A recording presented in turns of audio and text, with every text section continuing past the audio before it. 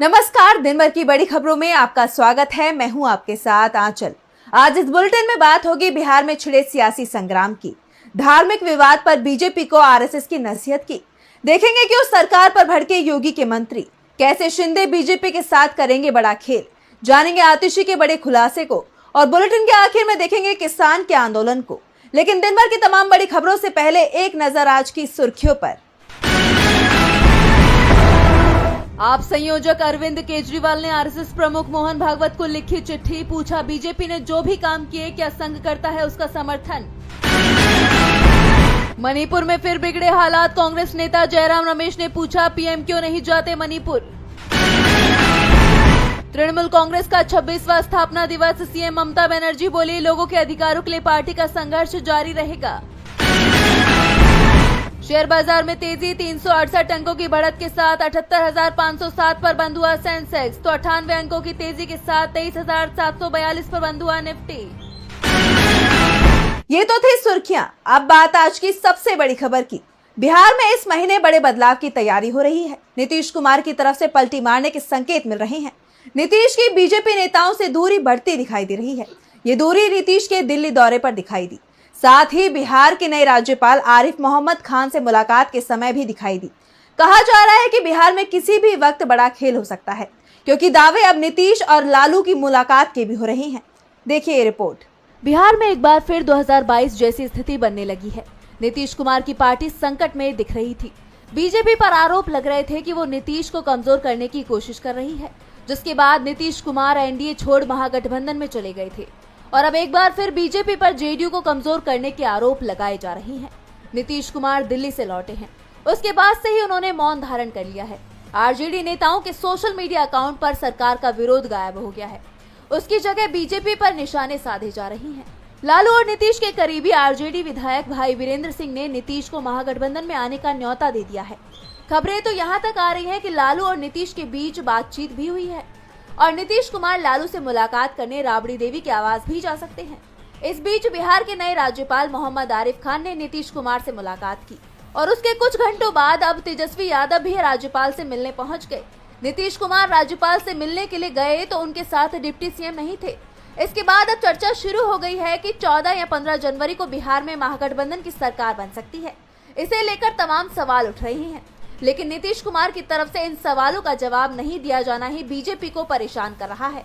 इस बीच बीपीएससी छात्रों के आंदोलन ने भी बीजेपी को बैकफुट पर धकेल दिया है। नीतीश बीजेपी की टेंशन बढ़ाते दिख रही हैं, तो बीजेपी की टेंशन आरएसएस ने भी बढ़ा रखी है। आरएसएस और बीजेपी के बीच पार्टी के राष्ट्रीय अध्यक्ष पद को लेकर टकराव शुरू हो गया है। संघ की पसंद को बीजेपी हाईकमान ने खारिज कर दिया है। इसके बाद से ही संघ के तेवर बेहद तीखे होते दिखाई दे रहे हैं और अब आरएसएस के मुखपत्र 5 जन्य ने भी तीखा लेख लिखकर बीजेपी पर हमला बोला है। तो क्या कुछ लिखा है 5 जन्य ने, जिससे बीजेपी के अंदर मच गई हलचल? जानने के लिए देखिए ये रिपोर्ट। संघ और बीजेपी के बीच के रिश्तों के बीच तल्खियां बढ़ती जा रही हैं, जिसकी वजह है पार्टी के राष्ट्रीय अध्यक्ष के पद पर दोनों की पसंद का एक ना होना। संघ अपनी पसंद का अध्यक्ष चाहता है, लेकिन बीजेपी संघ की पसंद को लगातार खारिज कर रही है, जिसके चलते दोनों के रिश्तों में तल्खियां बढ़ती जा रही हैं। संघ की बीजेपी से नाराजगी आरएसएस चीफ मोहन भागवत के बयानों में भी नजर आती है और अब एक बार फिर आरएसएस के मुखपत्र पांचजन्य ने तीखा लेख लिखकर बीजेपी को सीधे सीधे शब्दों में समझा दिया है। आरएसएस के मुखपत्र पांचजन्य ने मोहन भागवत के मंदिर मस्जिद पर दिए बयान का समर्थन किया। अपनी संपादकीय में मंदिरों पर ये कैसा दंगल में पांचजन्य ने लिखा, मंदिरों का राजनीतिक फायदे के लिए इस्तेमाल स्वीकार्य नहीं है, इसे राजनीति का हथियार नहीं बनाना चाहिए। भागवत का बयान गहरी दृष्टि और सामाजिक विवेक का आह्वान है। दरअसल ये पूरा मामला मोहन भागवत के पुणे में दिए गए बयान के बाद शुरू हुआ। 19 दिसंबर को आरएसएस चीफ मोहन भागवत ने पुणे में कहा था कि राम मंदिर के निर्माण के बाद कुछ लोगों को लगता है कि वो नई जगहों पर इस तरह के मुद्दे उठाकर हिंदुओं के नेता बन सकते हैं। हर दिन एक नया मामला उठाया जा रहा है, इसकी इजाजत कैसे दी जा सकती है? भारत को दिखाने की जरूरत है कि हम एक साथ रह सकते हैं। और अब पांचजन्य ने भी भागवत की बात दोहरा दी है। अब देखना होगा कि बीजेपी संघ की नाराजगी को कैसे दूर करती है, क्योंकि बीजेपी अच्छी तरह जानती है कि संघ की नाराजगी आगामी चुनावों में उसे नुकसान पहुंचा सकती है, क्योंकि दावा किया जा रहा है कि महाराष्ट्र और हरियाणा में संघ की सक्रियता के चलते ही बीजेपी को जीत मिली, जबकि लोकसभा चुनाव में संघ की नाराजगी का हर्जाना बीजेपी को भुगतना पड़ा था। आरएसएस और बीजेपी के बीच दूरियां लगातार बढ़ती ही जा रही हैं। तो अब यूपी में भी एनडीए बिखरता दिखाई दे रहा है। यूपी में बीजेपी के सहयोगी अपना दल एस के कार्यकारी अध्यक्ष आशीष पटेल ने बड़ा आरोप लगाया और साथ ही योगी सरकार पर सीधा हमला बोला है, जिससे यूपी की सियासत काफी गर्मा गई है। तो क्या है पूरा मामला, जानने के लिए देखिए रिपोर्ट। केंद्र में सरकार बनने के बाद से एनडीए में लगातार खटपट की खबरें सामने आ रही हैं, तो वहीं अब इसकी आंच यूपी तक पहुंच गई है। यूपी में योगी कैबिनेट में मंत्री आशीष सिंह पटेल ने राज्य की एसटीएफ से अपनी जान को खतरा बताया है।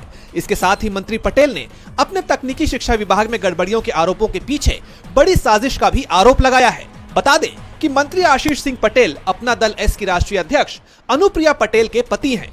योगी के मंत्री ने साफ कहा है कि सामाजिक न्याय के लिए उनकी लड़ाई के दौरान किसी भी घटना के लिए राज्य की एसटीएफ पूरी तरह से जिम्मेदार होगी। बता दें कि मंत्री आशीष सिंह पटेल पर राज्य के पॉलिटेक्निकों में विभाग अध्यक्ष पद के प्रमोशन में भ्रष्टाचार के आरोप लगे हैं, जबकि मंत्री ने इन आरोपों को सिरे से खारिज कर राजनीतिक चरित्र का हनन बताया है। उन्होंने भ्रष्टाचार के आरोपों की सीबीआई से जांच कराने की भी मांग की है। उनका कहना है कि अगर सीएम योगी आदित्यनाथ चाहें तो उनके कार्यकाल में हुए कामकाज की सीबीआई से भी जांच करवा सकते हैं। लेकिन इसके साथ ही उनका ये बयान भी सुर्खियां बटोर रहा है, जहां उन्होंने राज्य की एसटीएफ से खुद की जान को खतरा बताया है।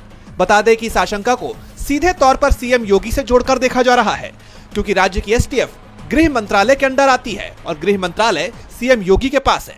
यानी देखा जाए तो बीजेपी के मंत्रियों को अपनी ही सरकार में जान का डर सता रहा है और इसलिए इस दावे ने बीजेपी की पोल खोल कर रख दी है।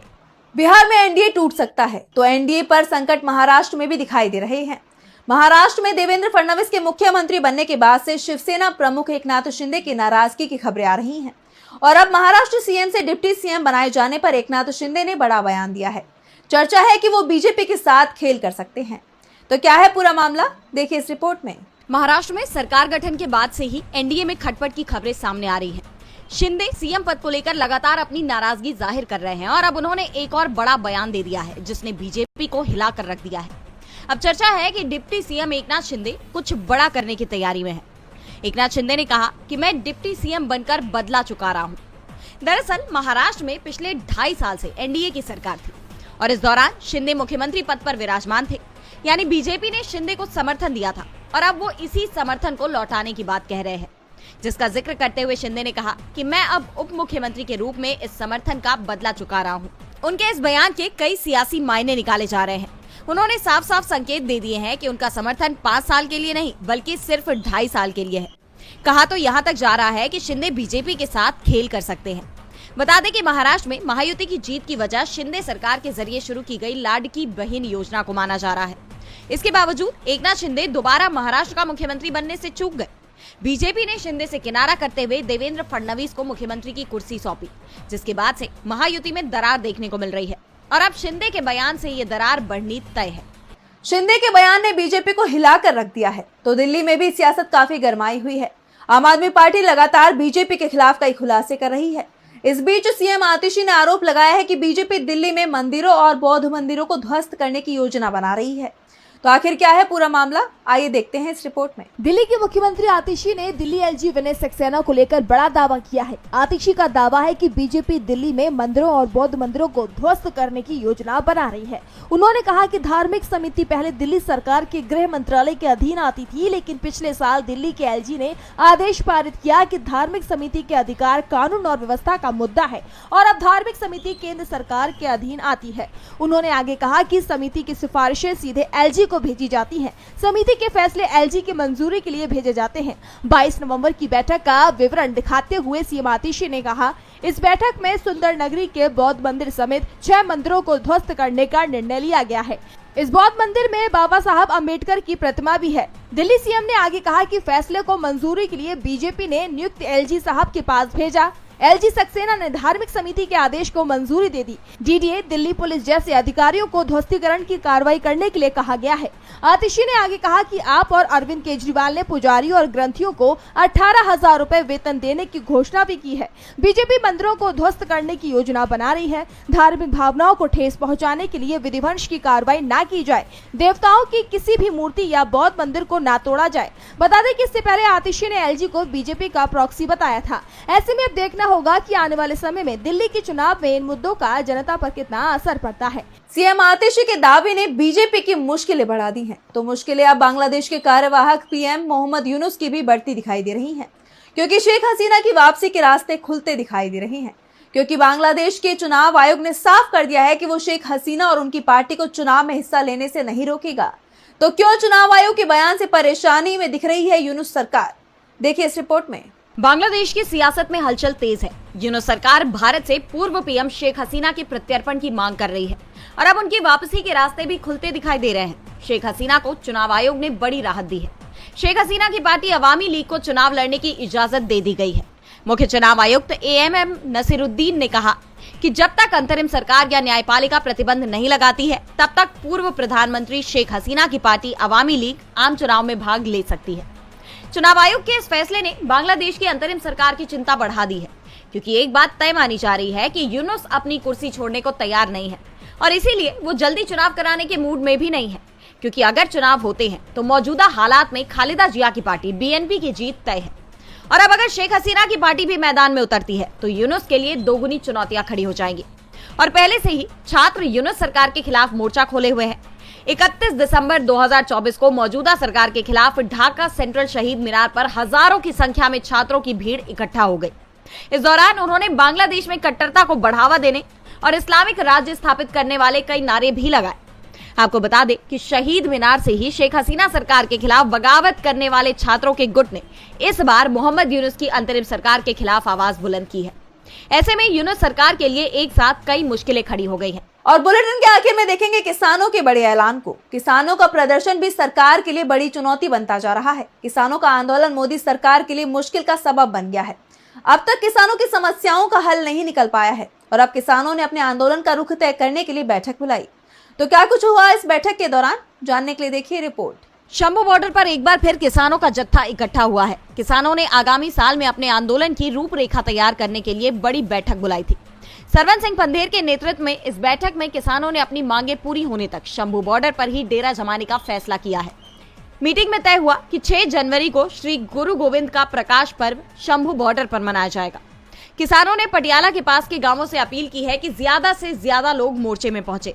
इसमें किसान जत्थेबंदियां अपने कैडर समेत शामिल होंगी। इस बैठक में मांग उठी कि पंजाब सरकार के विंटर सेशन में केंद्र सरकार द्वारा जारी कृषि मार्केटिंग पॉलिसी के ड्राफ्ट को रद्द किया जाए और किसानों की अन्य 13 मांगों के हक में पंजाब सरकार प्रस्ताव पास करे। किसानों ने कहा कि आने वाले वक्त में शंभू बॉर्डर पर डेरा डाले किसानों की संख्या भी बढ़ाई जाएगी। वहीं दिल्ली कूच को लेकर भी इस बैठक में चर्चा की गई। हालांकि फिलहाल कोई तारीख सामने नहीं आई है, लेकिन जल्दी ही इसका ऐलान हो जाएगा। इसके साथ ही किसानों ने ये भी साफ कर दिया है कि जब तक केंद्र सरकार उनकी मांगों पर कोई ठोस फैसला नहीं लेती, तब तक ये आंदोलन जारी रहेगा। वहीं खनौरी बॉर्डर पर किसान नेता जगजीत सिंह डल्लेवाल के अनशन को 37 दिन बीत गए। ऐसे में अब खनौरी बॉर्डर संघर्ष का केंद्र बिंदु बन गया है। सरकार पर दबाव बनाने के लिए अब 4 जनवरी को खनौरी मोर्चे पर किसानों की तरफ से महापंचायत की जाएगी। किसानों का कहना है कि जगजीत सिंह डल्लेवाल की हालत बेहद गंभीर है और इसलिए कोई भी उन्हें नए साल की बधाई संदेश न भेजे। ये वक्त खुशी का नहीं बल्कि चुनौतियों का सामना करने का है। सभी साथी 4 जनवरी सुबह 10 बजे खनौरी किसान मोर्चा पर पहुंचे। साथ ही इस आंदोलन को सफल बनाने में सहयोग करें। किसानों के इन तेवरों से साफ है कि वो पीछे नहीं हटने वाले और ऐसे में सरकार क्या कदम उठाएगी या नहीं, ये देखने वाली बात होगी।